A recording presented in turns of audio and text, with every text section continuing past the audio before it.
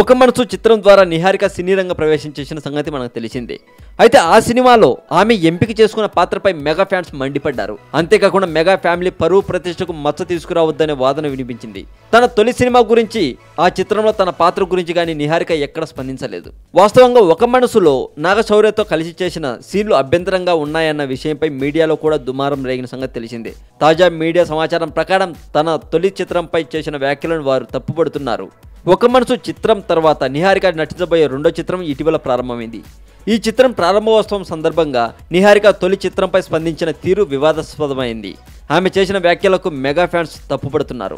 ఇంతకీ నిహారిక ఏమన్నదంటే, ఒక మనసు ఫ్లాప్ అవుతుందని నాకు ముందే తెలుసు, అయినా కథ నచ్చడంతో చేయాల్సి వచ్చింది. ఆ చిత్ర కథను నేను చాలా ఇష్టపడ్డాను. హీరోయిన్ కు ప్రాధాన్యం ఉండడంతో ముందు వెనక ఆలోచించకుండా ఒప్పేసుకున్నాను. ఆ సినిమా ఫ్లాప్ అయినందుకు నాకు ఎలాంటి బాధ కలగలేదు అని నిహారిక చెప్పింది. నిహారిక చెప్పిన మాటలపై మెగా ఫ్యాన్స్ అభ్యంతరం వ్యక్తం చేస్తున్నారు. సినిమా ఆడదని ముందే తెలిస్తే ఎందుకు ఒప్పుకున్నారు? హీరోయిన్ గా ఇంట్రొడ్యూస్ అయ్యేటప్పుడు ఎలాంటి కథను ఒప్పుకోవాలో తెలియదా?